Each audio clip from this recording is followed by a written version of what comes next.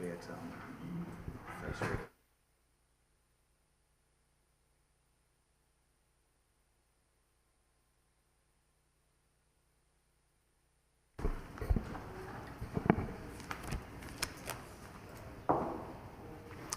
Welcome everyone to the Ordinary Council meeting of the Wellington Shire on the 4th of April. Members of the public gallery should note that the Council records and publishes Council meetings via YouTube to enhance the accessibility of Council meetings to the broader Wellington community. These recordings are also archived and may be published on Council's website for viewing by the public or used for publicity or information purposes. At the appropriate times during the meeting, members of the gallery may address the Council, at which times their image, comments or submissions will be recorded. Members of the public who are not in attendance at the Council meeting but who wish to communicate with the Council via the online web form should lodge their questions or comments early in the meeting to ensure that their submissions can be dealt with at the end of the meeting.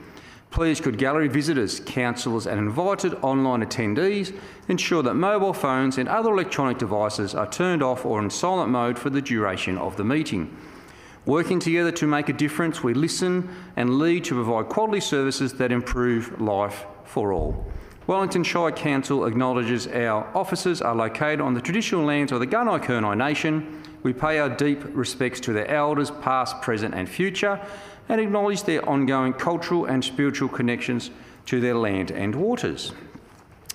We have no apologies today. Everyone is present. Do we have any declarations of conflicts of interest? No. Item 3.1, adoption of minutes of the previous Council meeting. Could I have someone to move that, please? Councillor Wood. Thank you, Mayor. I move that Council adopt the minutes and resolutions of the Ordinary Council meeting of the 21st of March 2023. And seconded by Councillor Rossetti. Is that motion opposed? If not, that motion is carried. Happy with that, Councillor Wood? Thank you, Mayor. Item 3, business arising from previous meetings, there are none. Item 5, acceptance of late or urgent items, there are none. Item 6, notices of motion, there are none. Item 7, receiving of petitions or joint letters, there are none. Item 8, invited addresses, presentations or acknowledgements. Do we have any?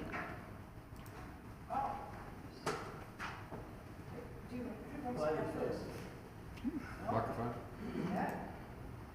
Councillor Ripper. Thank you very much, Mayor. I'd like to make an acknowledgement of last Thursday evening. The Mayor, Councillor Mackenzie, myself attended the Air Force Week out at the RAAF base at East Sale. Air Force Week is traditionally held in the last week of March, and a little bit of history about the RAAF base happens to be celebrating its 80th anniversary this year, and the site history is that on the 22nd of April 1943 the RAAF base was established at the RAAF base.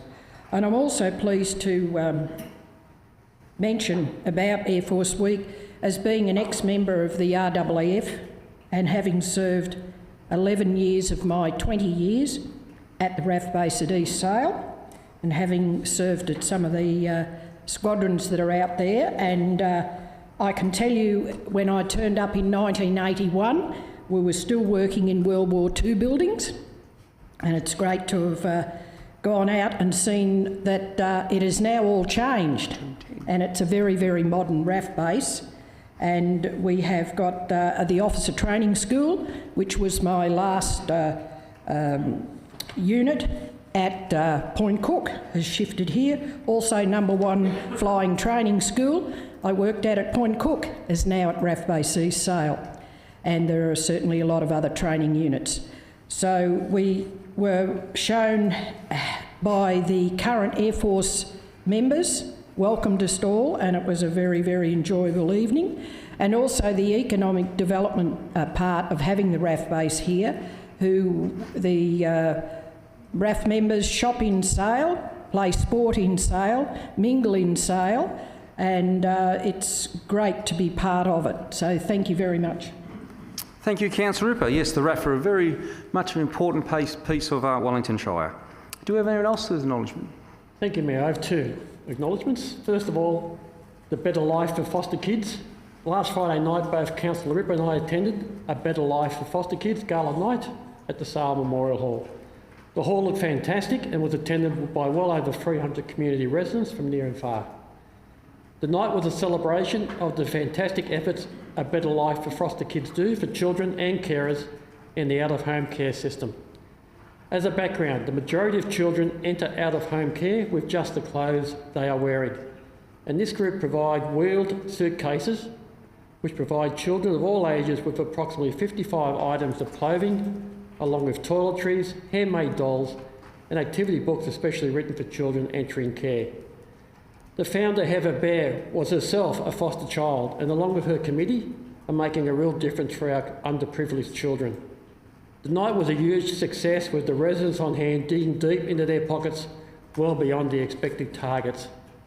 On behalf of Council, I thank Heather for her ongoing passion and wish A Better Life for Foster Children Kids program all the success to continue for many years to come. Thank you, Mayor.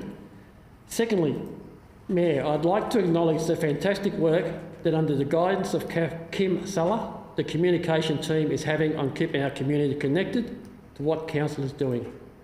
Weekly, fortnightly and monthly articles that appear in our local newspaper network, Wellington Edit, Wellington USA, and especially social media such as Facebook, explaining what Council do has been escalated under Kim's management, and the feedback from our community has shown that the connectivity is a win-win for all. Social media commentary has really escalated and the communication team remain connected even when a negative comment is made with a common sense reply and providing additional information when required. To Kim and her team, a huge thank you for all that you do, and Kim, please pass on my gratitude to your team for a job well done. Thank you, Mayor. Well said, second that. And I have a couple myself if there's no others. On Saturday night, we are doing a major renovation down here at the Port of Sale, and I was lucky enough to be invited to the 30-year anniversary of the Port of Sale Boat Club. And I must say, what a great night. They had some excellent speeches. They told many stories about incidents that have happened over the 30 years at the port and in their boating fraternity. So congratulations to that little club that actually do quite a good job, and it was a very pleasant night, and congratulations on your 30 years of existence. On Sunday we had probably the best day weather-wise you could ever want for a fun run. Not a breath of wind, beautiful weather. It was Race the Rubina. And I must say, what a fantastic turn-up. We had over 300 people participating in the 10 and 5K runs, which was very pleasing. And it was a fantastic day. Thank you for Rotary for putting the day on and all the work that they did to make it a success. Darren Chester was one of the runners. He was very happy. He actually beat the Robina back to port, so he was a happy camper. Alan, the owner of the Robina, was not too happy though, because he thought he had Darren's measure this year. So yes, congratulations to everyone for Race the Rubina, because it was a big success and a great fundraiser. I believe it is a fundraising for a children's cemetery at the Sale Cemetery is what the money was going to, which I think is a very good cause. So well done to everyone. Item 9, questions on notice. I believe we have none. Item 10, delegates reports. I believe we do have one tabled. Councillor Thank you, McKenzie. Mayor. I wish to report on the Star of the South. The Star of the South Community Advisory Group met at the Innovation Centre Morwell on Thursday, March 30, at which time Aaron Coldham presented to the group an update on their perspective of transmission systems, which, as councillors and council know, is an important facet of the offshore wind farm project, and how the transmission from sea to land and onto Latrobe will occur underground, above ground, or both. So for ease of review to council and our community, key takeaways from the meeting were as follows. Star of the South has been working on a transmission system since 2019, with their preference being underground. As the offshore industry has grown, the Victorian Government has tasked VicGrid with developing the new transmission infrastructure needed to connect offshore wind to the grid. VicGrid's goal is to ensure a coordinated and fit-for-purpose approach that avoids multiple private transmission routes being developed in the same area. Star of the South are talking with VicGrid to understand what this means for landholders and them. So far, Star of the South know that VicGrid plan to identify a common connection point near the Gippsland coast that offshore wind projects will be required to connect to via underground cables. From that point, a shared transmission system will be developed to transmit electricity to the Latrobe Valley and into the existing grid. Any work that reduces the impact on landholders and the landscape makes sense, and this approach would mean fewer transmission routes and fewer landholders affected overall. As VicGrid consults and considers all available options, Star of the South will explore how the solution they have been discussing could be incorporated into the VicGrid process. Star of the South will work closely with VicGrid and the government during this time and explore opportunities to coordinate their plans to meet the objective of streamlining transmission planning while maintaining progress on a solution that could bring offshore wind power online this decade. With the Latrobe Valley Coal Power Station scheduled to retire, there is a growing need to bring a large amount of new energy into the grid, so it makes sense to have options available as these next steps are worked through. VicGrid has advised that they'll host community drop-in sessions and online briefing in May, and that they're also available to meet with you directly. You can contact them on 1800 418 341 or resdevelopment@delwp.vic.gov.au, or find information and participate online at engage.vic.gov.au. Finally, Mayor, the closing date for feasibility licence will be April 27, and the word on the street is that there will be around 30 to 40 proponents that will apply, and as council we have probably only had around 5 to 7 present to us. So no doubt late 2023 to mid-2024 will be a very busy period for council and our community to stay connected and engaged. Thank you, Mayor. Thank you, Councillor Mackenzie. Item 11.1, Assembly of Councillors. Someone to move that, please. Councillor Crosley. Thank you, Mayor. I move that Council note and receive the attached Assembly of Councillor records for the period 13th of March 2023 to the 26th of March 2023. And can someone second that, please? Councillor Tatterson. Is that motion opposed? If not, that motion is carried. Councillor Crosley. Just to note that this is a requirement of the Local Government Act, and it's a process of good governance and transparency to have a written record. Thank you. Thank you, Councillor Crosley. Item 12.1, Quarterly Building Report, October to December 2022. Someone to move that, please. Would you move, Councillor Marr? Thank you, Mayor. I move that Council note the report of building permits issued from the 1st of October 2022 to the 31st of December 2022. And someone to second that. That would be Councillor Stevens. Had a mental blank then. Is that motion opposed? If not, that motion is carried. Councillor Marr. Thank you, Mayor. This is for the period of October to December 2022, which seems like it's quite a while ago.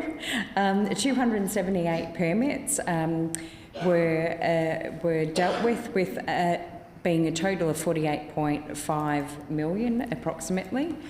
Building permits are actually issued by private building surveyors, and copies of the permits are actually provided to council. In the attachment Wellington permits issue, it provides a township overview with the number of permits issued in each township with estimates of the construction. Major projects during this period include the Decker depot upgrade. Decker is the old DELP, and that's in Dargo. Construction of two broiler sheds at Denison.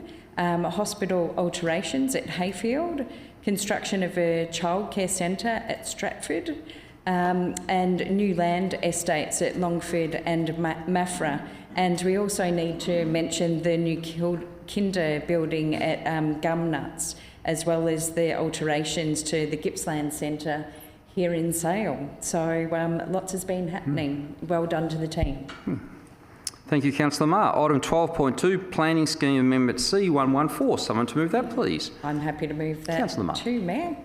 I move that Council 1 adopt Amendment C114 with changes in the form outlined in Attachment 1 to this report and in accordance with the requirements of the Planning and Environment Act 1987, and 2, submit adopted Amendment C114 together with the prescribed information to the Minister for Planning, requesting approval in accordance with the requirements of the Planning and Environment Act 1987. And seconded by Councillor Crosley. Is that motion opposed? If not, that motion is carried. Councillor Marr. Thank you, Mayor. This is a private zoning request that involves 5 parcels of land totalling approximately 23.28 hectares within the North Sale growth area. The request is changing the zoning from farm zone, which currently exists, to the general residential zoning, as well as an application of a new development plan overlay Schedule 13 to the land. The land in the attachment is shaded red on the aerial plan, and it's found in the background notes. A needs assessment report was conducted in 2020, which determined that there is adequate future supply of commercial 2-zoned land to the Sale area. C114 was publicly exhibited between the 9th of February to the 12th of March. And it included letters to the neighbours, signs at the site, advertising in the Gippy Times, as well as being available at our service centres. A summary of all the submissions received is also further to the attachments in the documents. 6 submissions were received, all from statutory authorities. Overall, this is a really positive impact for our community. It will certainly help ease building housing pressures that we are currently experiencing, and it will certainly allow Sale to grow into the future. So thank you. Thank you, Councillor Marr. Item 13.1, Quick Response Grants, November 2022 to February 2023. Someone to move that, please. Thank you, Councillor Mayor. Ripper. I'd like to move that Council note the following information regarding applications received under the Quick Response Grant Scheme, GRGS, for the period November 2022 to February 2023, as listed in Attachment 1 to this document. And seconded by Councillor Stevens. Is that motion opposed? If not, that motion is carried. Councillor Ripper. Thank you, Mayor. The background to the GRGS aims to fulfil community need by providing a quick turnaround for funding, provides an opportunity for the community to access funding outside the community grants timeline.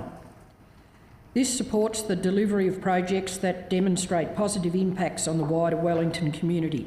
Eligible projects submitted under the program are assessed within 2 weeks turnaround. Not-for-profit community groups operating in the Wellington Shire can apply for up to $2,500. Up to $500 is available for an individual sponsorship category, and up to $1,500 is available in the teams and community groups category. So the applications included in this report were assessed between November 2023, say again, November 2022, that hasn't come yet, to February 2023. Applications are assessed by an internal assessment panel. Each application is assessed on the benefit to the community, ability to fulfil community need, project planning, and the capacity of the applicant to deliver the project. The panel allocates funding based on assessment criteria and funding guidelines as shown in the following attachments for anyone who wants to read, that's on public record. Just to go through a few successful applicants, a total of $47,000, $84.95, and just to note a few was the Locksport Business and Tourism reprint of the Locksport Tourism booklet and brochure, $2,500. We've got a Teams, Sale Mafra Cricket Association, Victorian Country Cricket League went down to Melbourne for Country Week, and a successful audit rebate application, Cowar Football Netball Club. So they're just a few, but this is on public record and is available for anyone to look at. Thank you. Thank you, Councillor Ripper. Item 13.2, Council Committees and Committees of Management highlights. Someone to move that, please. Councillor Tatterson. Thank you, Mayor. I move that Council receive the report highlighting activities and achievements of various Council advisory committees and Community Facilities Committees of Management for the period of November 22 to February 23. And someone to second that. Oh, a bit of a race on this side of the room. I think Councillor Crosley. Is that motion opposed? If not, that motion is carried. Councillor Tatterson. Thank you, Mayor. Just a few highlights. The Youth Advisory Services Network, which is attended by Councillor Wood, and the revitalisation of the Wellington Disability Advisory Committee, previously WIAG, with Councillor Crosley and Councillor Wood as the alternate on that committee. A couple of key groups, the Wedge Master Plan Advisory Group and Aqua Energy Project. So they're key projects for the council. And I note also that the Rosedale Kindergarten has commenced operation from the Rosedale Community Centre in January, and they've had a really strong uptake. And the rest of the information is available in the report. Thank you, Councillor Tatterson. Item 14, further gallery and online comments. Does anyone in the gallery want to come up and address council? No? Okay, any online comments? In that case, I'll declare the meeting closed at 3:21. Thank you, everyone.